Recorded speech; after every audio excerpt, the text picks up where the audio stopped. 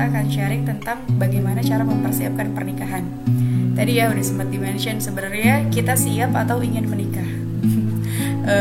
Apa perbedaannya? Kalau ingin menikah belum tentu siap ya. Banyak yang mungkin ingin menikah tapi tidak dilandasi dengan persiapan yang cukup.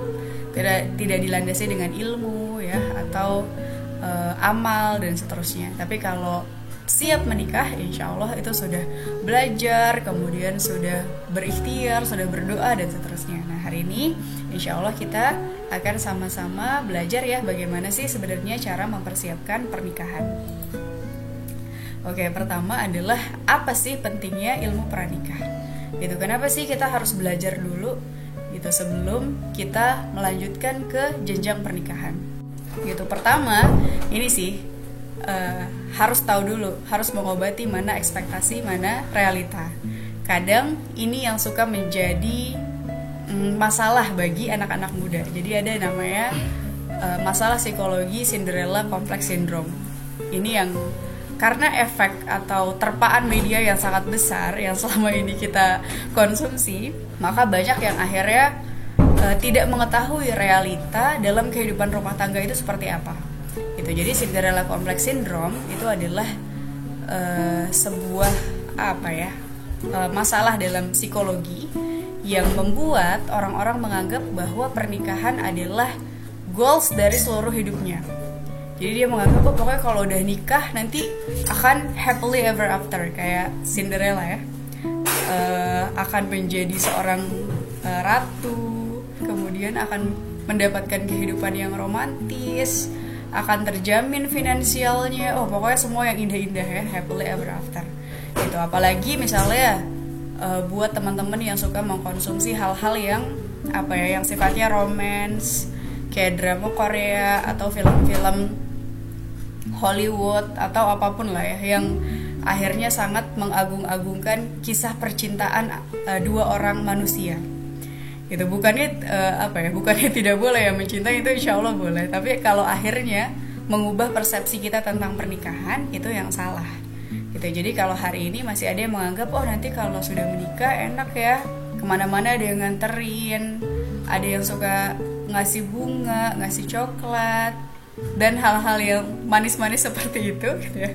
Maka ilmu pernikahan, ilmu pranikah itu jadi hal yang sangat penting agar nanti ketika sudah memasuki jenjang pernikahan gak kaget gitu ya dengan masalah yang akan dihadapi, dengan tantangan yang nanti akan dihadapi gitu. Jadi ini yang perlu untuk diluruskan ketika belajar ilmu pranikah. Yang kedua, ini akan mengendalikan kita untuk menghindari diri dari maksiat sebelum dan sesudah pernikahan. Jadi sebelum pernikahan ada sendiri ujian kemaksiatannya, setelah pernikahan juga ada ya. Ketika sebelum pernikahan ujiannya mungkin bagaimana kita menghindari zina, bagaimana kita menghindari pacaran gitu, atau hubungan-hubungan antara laki-laki dan perempuan yang sebelum waktunya gitu. Atau mungkin para akhi dan ukhti gitu ya, kadang-kadang suka ada yang nyolong start karena mungkin belum tahu ilmu tentang bertaaruf yang benar seperti apa gitu ya. Karena pada dasarnya yang namanya proses pernikahan sampai sebelum akad ya sama aja seperti bagaimana ketentuan antara laki-laki dan perempuan gitu ya. Keduanya tetap gak boleh berdua-duaan, gak boleh teleponan atau chatting, ada kontak yang erat, kontak yang intens.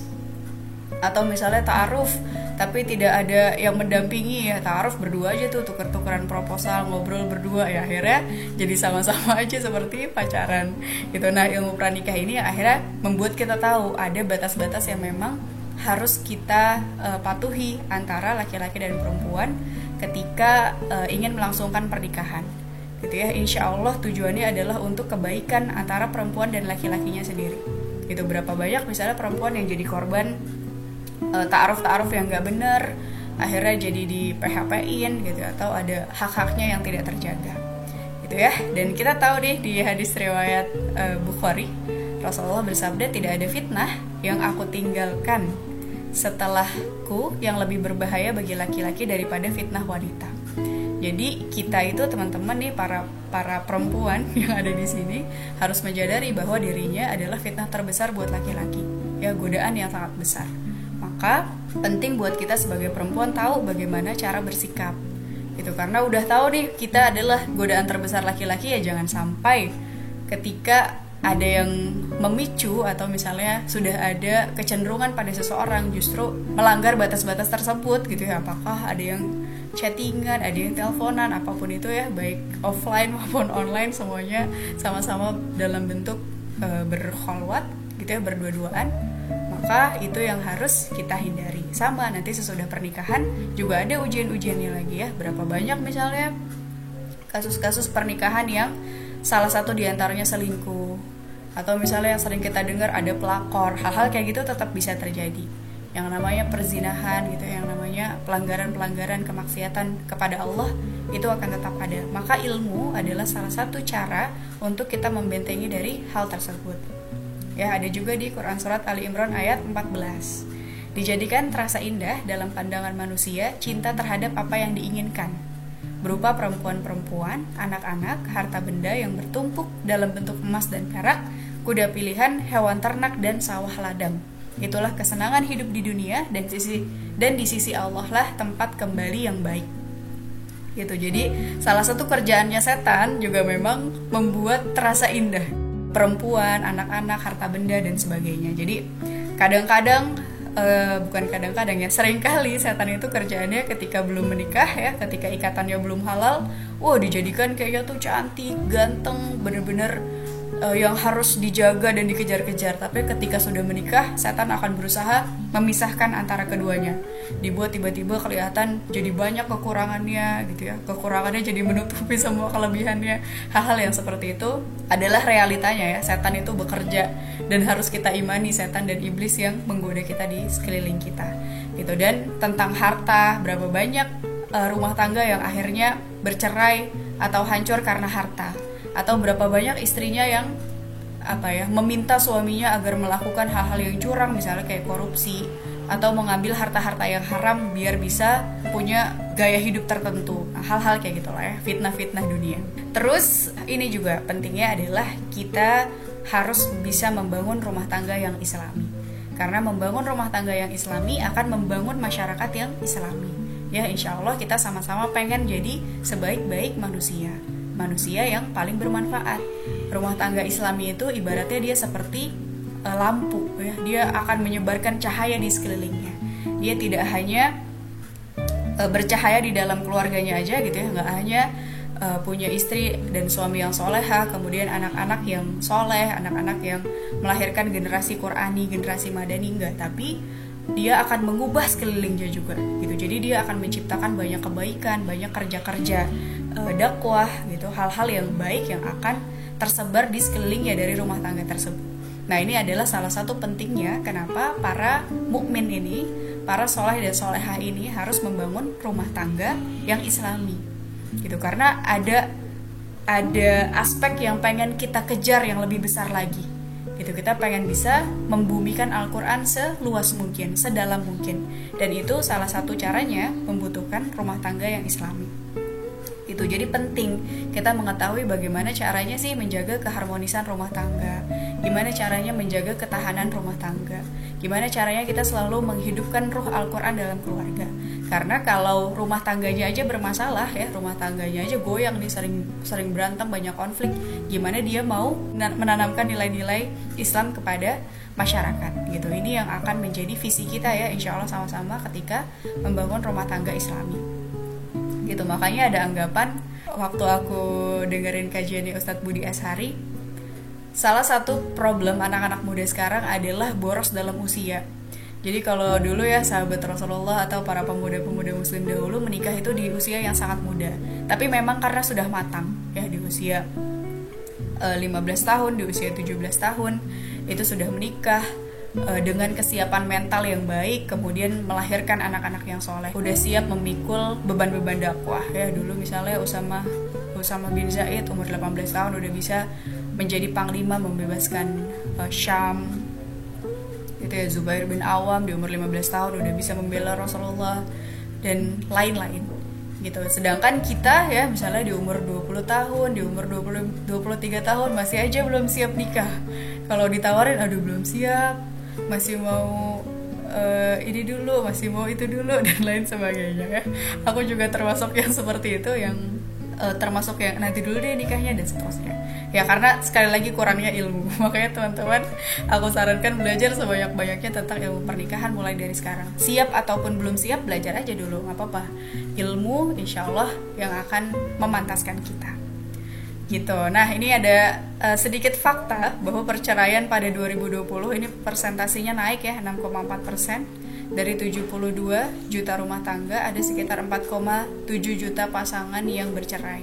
Ini meningkat 2,5% dari tahun 2015. Dan katanya di 2021 angka perceraian juga meningkat karena kondisinya pandemi. Ya, kondisi semua anggota rumah tangga di dalam rumah gitu ya, suami, istri, anak-anak itu rentan menyebabkan konflik gitu ya, belum lagi masalah pandemi, masalah finansial dan seterusnya. Ini dia, kesuksesan terbesar iblis adalah membuat keluarga muslim bercerai. Jadi ini emang real, ada dalam hadisnya Rasulullah, hadis riwayat Muslim. Rasulullah bersabda, sesungguhnya iblis meletakkan singgasana di atas air laut, kemudian ia mengutus bala tentaranya. Jadi luar biasa ya, iblis saja ada rapat nasionalnya nih, bahkan di atas singgasana di atas air. Jadi kalau kita nih para pejuang kebaikan ada liburnya dalam memperjuangkan kebaikan, berarti kalah sama iblis. Ada rapatnya, bayangin ada iblis, ketua dari seluruh setan dan jin di alam semesta ini. Kemudian maka yang paling dekat dengannya adalah yang paling besar fitnahnya. Jadi setan pun ada jenjang-jenjangnya ya, dari kehebatan mereka dalam menggoda manusia. Kemudian datanglah salah seorang dari bala tentara dan berkata, aku telah melakukan begini dan begitu. Iblis berkata, engkau sama sekali tidak melakukan sesuatu pun. Kemudian datang yang lain lagi dan berkata, aku tidak meninggalkannya untuk digoda hingga aku berhasil memisahkan antara dia dan istrinya. Maka iblis pun mendekatinya dan berkata, sungguh hebat setan seperti engkau. Gitu. Jadi ketika ada setan yang laporan nih, aku setelah membuat orang bisa berhasil minum minuman keras, meninggalkan sholat atau apapun lah ya, hal-hal lainnya. Ternyata itu adalah hal yang biasa aja bagi iblis. Tapi kesuksesan terbesarnya iblis, nih prestasi terbesarnya iblis adalah bisa membuat rumah tangga antara suami dan istri bercerai. Gitu. Jadi emang salah satu tantangannya dalam rumah tangga adalah kehadirannya iblis ya. Di sini kalau kita lihat dalam hadisnya, aku tidak meninggalkannya untuk digoda hingga aku berhasil memisahkan antara dia dan istrinya. Berarti ada proses kan? Ada proses nih iblis atau jin atau setan mantengin di antara sepasang suami istri, ya digoda pelan-pelan sampai akhirnya bercerai. Gitu. Jadi inilah yang salah satu hal yang menyebabkan ya kenapa rumah tangga itu kayaknya jadi ketika sudah berumah tangga jadi banyak konflik, jadi hal-hal kekurangannya tiba-tiba jadi terlihat besar dan seterusnya. Ini juga pentingnya kenapa kita harus tetap meningkatkan ketaatan ketika nanti sudah berkeluarga ya, untuk membentengi kita dari godaan iblis dan lain-lain sebagainya. Gitu, dan mempersiapkan generasi madani. Nah, ini juga adalah visi kita dalam berumah tangga ya, dan pentingnya ilmu pranikah. Karena tadi kita pengen ketika nantinya memiliki anak, kita akan membesarkan anak-anak yang soleh, yang solehah gitu. Seorang anak-anak yang akan nantinya menjadi penerus-penerus risalah Rasulullah, anak-anak yang soleh, karena akan menjadi amal jariyah. Pertama, ini adalah amal yang sangat panjang, amal yang sangat besar ya, insya Allah. Salah satu amal jariyah kan adalah doa anak yang soleh. Kita pengen ketika nanti meninggal, wafat, kalau Allah izinkan kita memiliki anak dan membesarkan anak-anak menjadi anak-anak yang Qur'ani, kita pengen itu akan menjadi tabungan pahala kita kelak. Ya, bayangin misalnya kita sebagai seorang ibu yang mengajarkan anak kita pandai mengaji, yang mengajarkan anak kita pandai membaca, maka sampai selama hidupnya, sampai dia besar berpuluh-puluh tahun kemudian, ketika dia membaca Al-Quran, seluruh pahala Al-Qurannya akan mengalir juga ke ibu yang mengajarkannya. Gitu. Jadi gak main-main ya kalau ingin menikah, karena ada tanggung jawab yang besar setelahnya. Kemudian gimana caranya ya, cara mempersiapkan jodoh dan rumah tangga impian. Caranya adalah yang pertama memperbaiki diri. Ini sih yang paling penting dan yang paling utama. Dan ketika sudah berumah tangga pun ya tetap harus memperbaiki diri sampai kapanpun, sampai wafat ya, menutup usia, memperbaiki diri adalah sebuah keharusan. Gimana cara memperbaiki diri? Yang pertama adalah ibadah yang benar. Nah, ini adalah tugas kita, peran kita sebagai manusia adalah beribadah gitu. Maka jangan sampai nih ada anggapan, aduh aku nanti aja deh solehahnya kalau udah menikah gitu. Aku nanti aja pakai kerudungnya kalau udah nikah, nanti aja kalau udah punya anak, terus aja ditunda-tunda. Ketika kita melakukan penundaan dalam ibadah, pasti ada alasan lainnya untuk menunda. Contoh misalnya aku nanti aja deh hafalan Al-Qurannya kalau sudah menikah. Nanti kalau udah menikah ada lagi alasannya, nanti deh kalau udah punya anak. Kalau udah punya anak ada lagi alasannya, nanti deh kalau anaknya besar, terus aja tiba-tiba udah tua. Gitu. Maka ibadah adalah salah satu poin ya, karena kita juga pengen dibersamakan dengan seorang yang baik, seorang yang solih. Maka cara mencarinya adalah dengan memantaskan diri agar Allah mengizinkan kita didampingi seorang yang soleh. Caranya adalah dengan meningkatkan kualitas dan kuantitas kita dalam beribadah. Maka coba yuk kita tingkatkan amalan ibadah kita ya, dari kekhusyuan sholatnya, dari ketepatan kita dalam sholat 5 waktu, kita tambahkan dengan sholat-sholat yang sunnah, Al-Qur'annya, semakin mendekatkan diri dengan Al-Qur'an, dan tentu saja setiap aktivitas apapun ya, semoga akan bernilai ibadah karena kita niatkan kepada Allah. Seperti ikut majelis ilmu ini misalnya, kita niatkan karena Allah, semoga setiap detiknya kita berada di sini akan bernilai ibadah. Kemudian akhlak yang baik juga akan menjadi bekal yang sangat baik dalam berumah tangga nanti. Itu karena banyak sekali percekcokan yang terjadi hanya gara-gara akhlak. Ya, akhlak itu adalah cerminan dari ibadah kita. Ketika tadi ya ibadah yang kita lakukan sudah baik, sudah benar, maka insya Allah semoga akan lahir akhlak-akhlak yang baik juga. Ya, bagaimana nanti di rumah tangga kita saling menghormati satu sama lain, saling menghargai ya. Perkataan yang diucapkan adalah kata-kata yang baik, tidak merendahkan ya, tidak menghina dan seterusnya, akhlak. Kemudian wawasan yang luas ya, ini juga penting kita sebagai seorang ibu yang akan menjadi madrasatul ula bagi anak-anak, yang akan menjadi sekolah pertamanya bagi anak-anak. Maka harus termotivasi nih kita sebagai perempuan untuk punya wawasan yang luas. Gitu. Pertama yang paling penting adalah dari wawasan keislamannya. Ini yang akan menjadi pondasi kita dalam kehidupan ya, tidak hanya dalam berumah tangga tapi dalam kehidupan juga. Ini yang wajib kita pelajari. Apakah kita mempelajari tafsir Al-Quran pelan-pelan aja, gak apa-apa, sehari misalnya cuma 5 ayat atau 10 ayat kita baca tafsirnya. Yang penting ada upaya untuk kita memahami pedoman hidup kita. Kita pahami juga sirah nabawiyah ya, banyak banget ilmu-ilmu parenting, kemudian ilmu-ilmu dalam berkeluarga yang ada dalam sirah ya. Rasulullah itu kan contoh terbaik, teladan terbaik bagaimana Rasulullah menikah, bagaimana Rasulullah memperlakukan istri-istrinya, bagaimana Rasulullah memperlakukan anak-anaknya, cucu-cucunya, bagaimana sahabat-sahabat yang lainnya membina keluarga. Di situ akan ada banyak sekali pelajaran. Kalau aku ngobrol sama Teh Karin ya, beliau seorang yang ahli dalam bidang parenting dan ilmu-ilmu pernikahan. Kata beliau, dari sekian banyak ilmu-ilmu yang beliau pelajari ya, beliau belajarnya dari keislaman juga, dari ilmu-ilmu barat juga.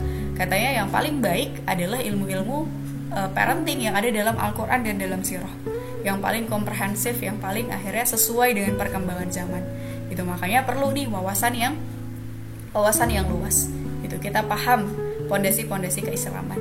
Itu sehingga nantinya ketika Allah izinkan menjadi seorang istri, menjadi seorang ibu, maka kita sudah mampu menjalankan peran tersebut dengan baik.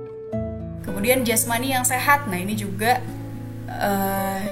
tidak bisa dikesampingkan ya. Jangan sampai ngerasa cuma sehat doang gampang lah, nggak seperti itu. Tapi kita sebagai seorang muslim ya harus menjaga tubuh kita dengan baik. Apalagi seorang ibu ya harus mempersiapkan rahimnya, karena akan Allah titipkan seorang anak yang soleh-solehah, maka rahimnya harus dipersiapkan.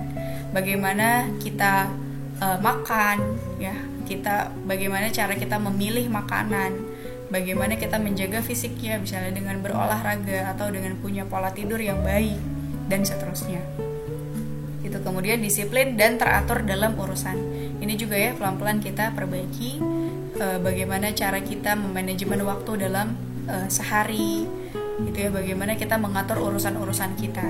Kenapa? Karena nantinya ketika sudah masuk ke jenjang pernikahan harus lebih pintar lagi dalam mengatur waktu. Karena ibaratnya apa ya? Dia udah kayak next level dalam kehidupan kita.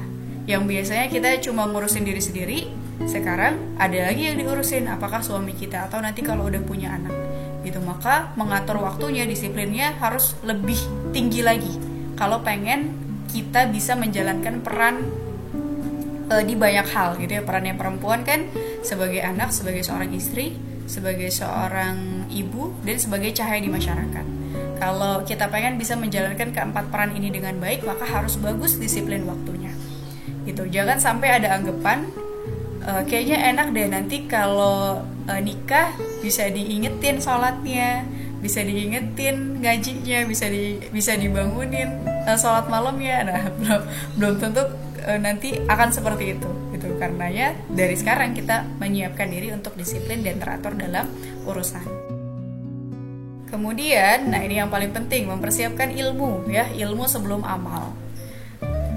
Apa aja ilmunya? Pertama, ilmu rumah tangga dan pendidikan anak ya. Ini referensi yang aku baca. Kalau teman-teman mungkin ada yang punya referensi lain, boleh berbagi di kolom chat. Jadi teman-teman bisa saling belajar juga.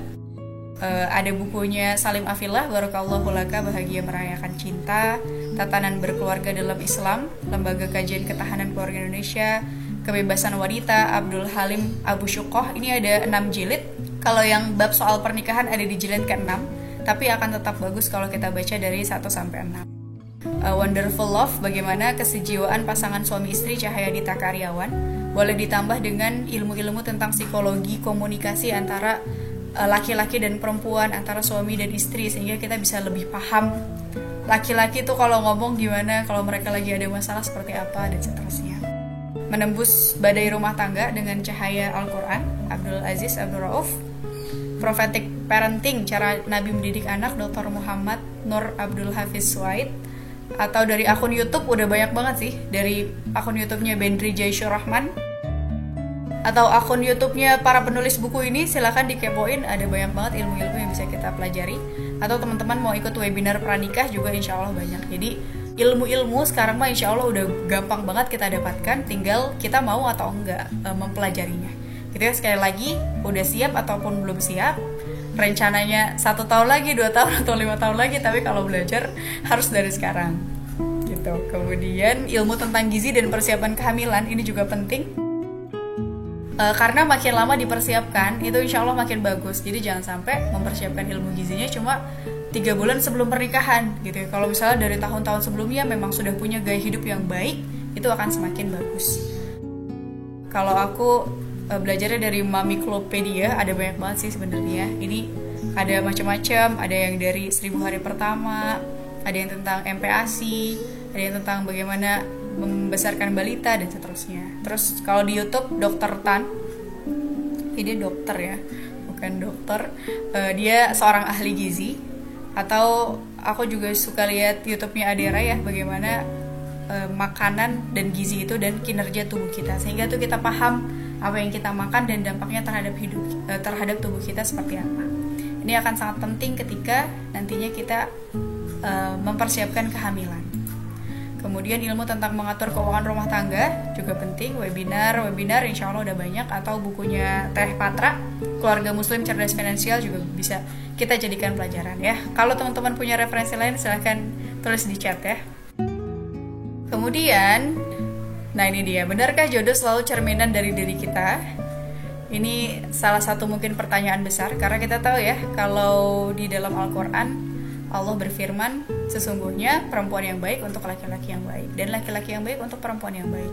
Itu adalah hal yang Allah janjikan gitu. Tapi bagaimana kalau ternyata kita mendapatkan jodoh yang sepertinya bukan cerminan diri kita gitu ya.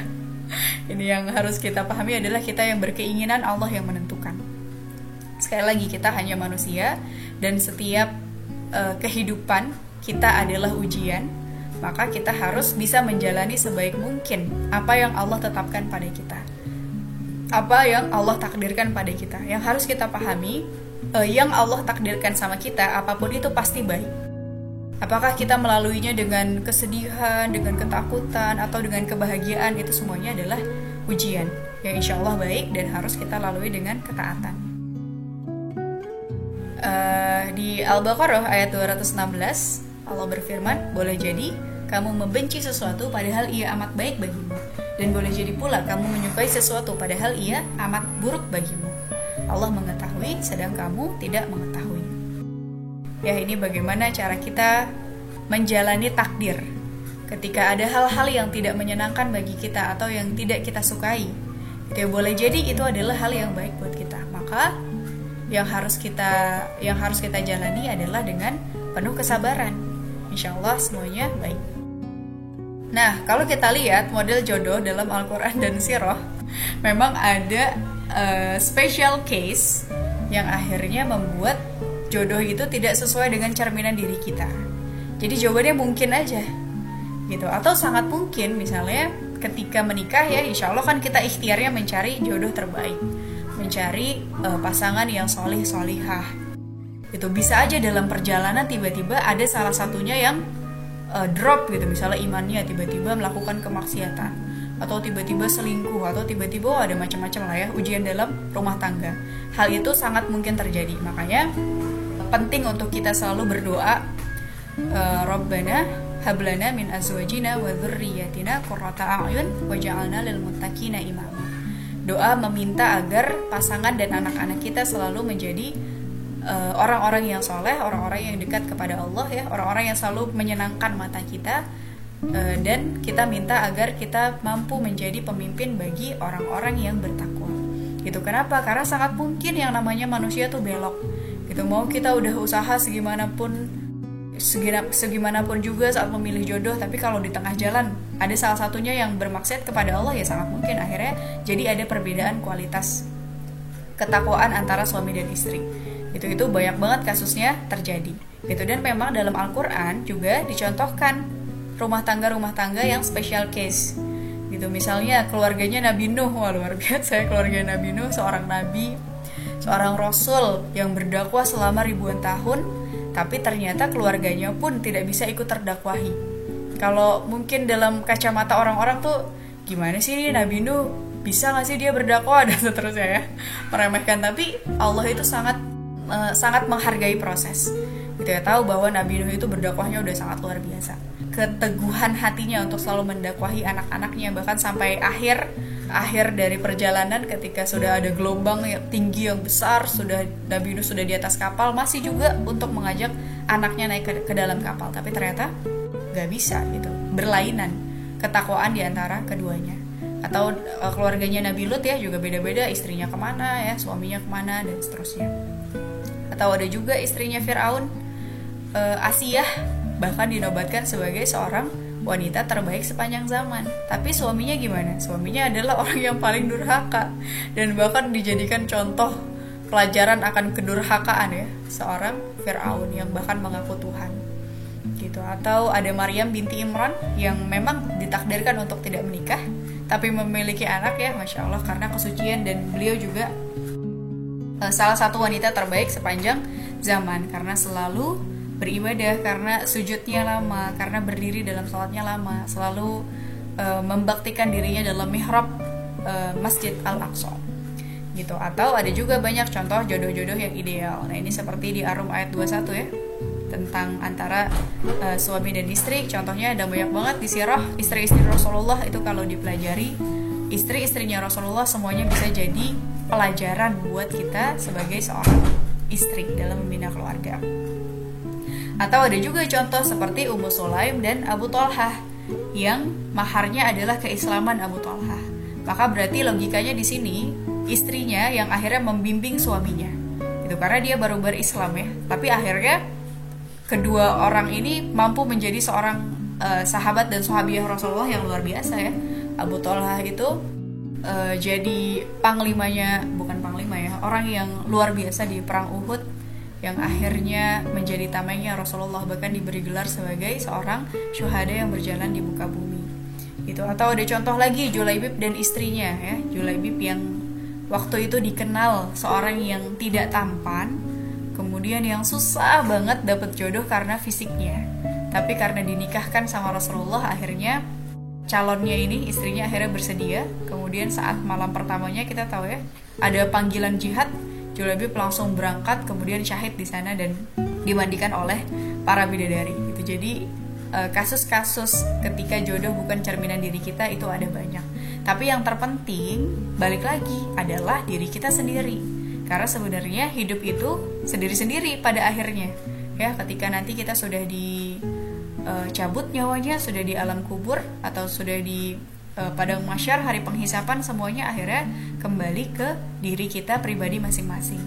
Gitu. Maka Nabi Nuh dia tetap bisa menjadi seorang ulul azmi.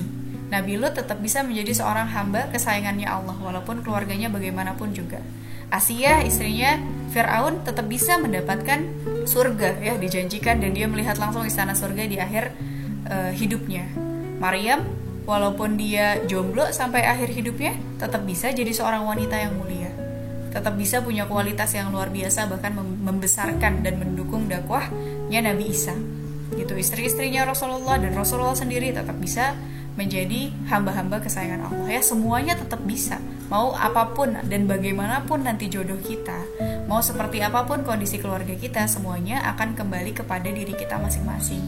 Apakah kita tetap memilih menjadi hamba Allah yang taat? Kita memilih untuk mau membersamai apapun keadaannya, mau untuk mendakwahi bagaimanapun keadaannya, gitu. Maka itu insya Allah akan ada pahalanya tersendiri. Allah itu maha tahu, Allah maha melihat, dan kita percaya Allah itu akan selalu memberikan pertolongan-pertolongannya. Itu jadi intinya adalah sebenarnya tidak ada yang gagal dalam pernikahan selama semuanya membuat kita kembali dan semakin taat kepada Allah. Ini poin pentingnya, ini poin akhirnya, ya. Apapun juga dalam step kehidupan kita, yang paling penting adalah yang bisa membuat kita taat.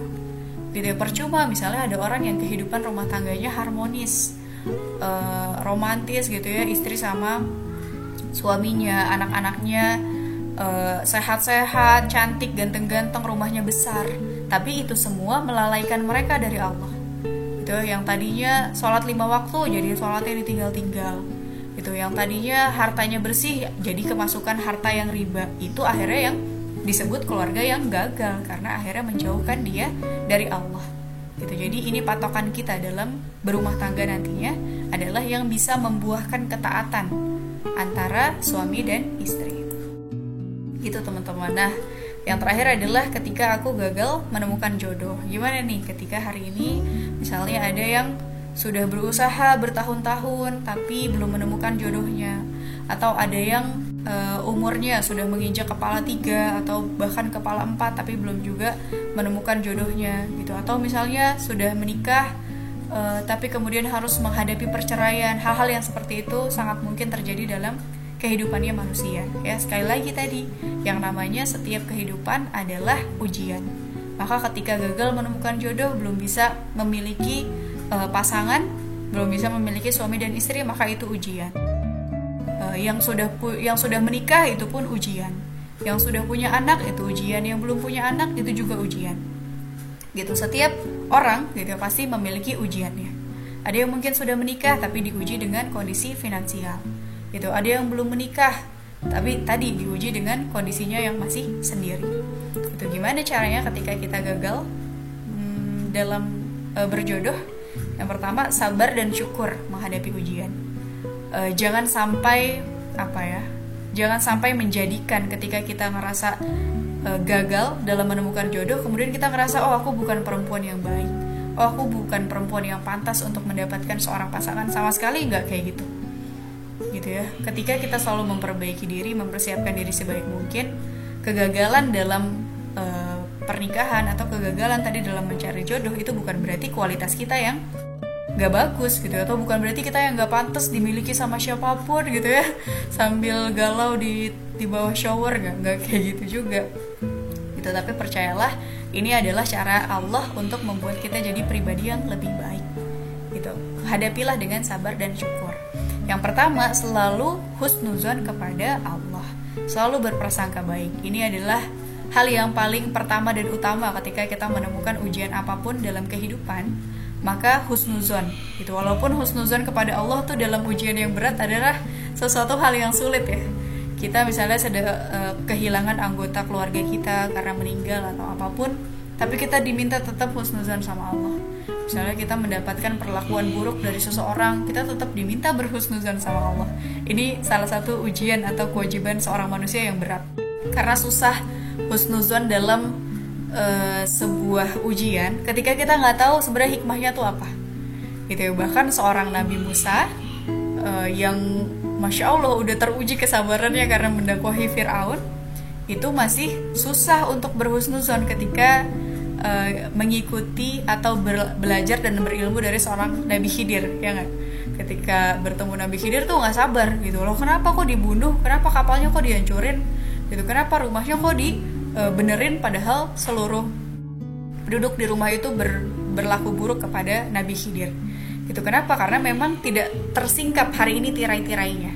Gitu, boleh jadi ketika hari ini misalnya ada teman-teman yang gagal dalam berproses gitu, dalam bertaaruf, boleh jadi ketika tirainya diangkat ternyata ada jodoh yang lebih baik, atau ternyata ketika gagal menemukan jodoh itu membuat dia lebih mempersiapkan dirinya untuk lebih siap, untuk lebih soleh, untuk lebih taat kepada Allah. Gitu, maka husnuzon kepada Allah itu yang paling utama yang harus kita jalankan. Yang kedua adalah terus memperbaiki diri dan berdoa. Gitu tadi ya, setiap ujian bentuknya ketaatan, maka cobalah untuk terus memperbaiki diri, terus untuk belajar, ya, terus untuk berdoa, sholat malam setiap hari, wah itu akan luar biasa, pasti akan sangat Allah cintai, ya, insya Allah akan Allah berikan jalan keluarnya. Kemudian memaksimalkan ikhtiar, ya, ikhtiar juga jangan sampai lupa. Apakah kita mulai berproses kembali, atau mungkin ada proposal yang harus diperbaiki, atau mungkin kita mencari lebih banyak pintu, peluang-peluang dan seterusnya. Kemudian sibukkan diri dengan hal yang bermanfaat, ya, hati-hati jangan sampai galau, kemudian jadi gak ngapa-ngapain, ya, sedih berlarut-larut, jangan juga seperti itu. Tapi semakin kita menyibukkan diri dengan hal yang bermanfaat, insya Allah ini akan menjadi pintu-pintu Allah mendatangkan jodohnya kepada kita. Gitu. Dan pada akhirnya tujuan kita dari pernikahan adalah kita pengen bisa melipat gandakan kebaikan, kita pengen bisa menciptakan kebaikan-kebaikan, kebermanfaatan yang lebih besar lagi, supaya menjadi amal kita atau bekal kita dalam menuju surga. Ya, 1 ditambah 1 harus jadi tak terhingga kebaikan. Jangan sampai 1 tambah 1 jadi 0, ya, jadi gak ada kebaikannya, atau jangan sampai malah minus, menimbulkan keburukan-keburukan. Gitu teman-teman dari aku, semoga bermanfaat. Mohon maaf atas segala kekurangan. Wassalamualaikum warahmatullahi wabarakatuh.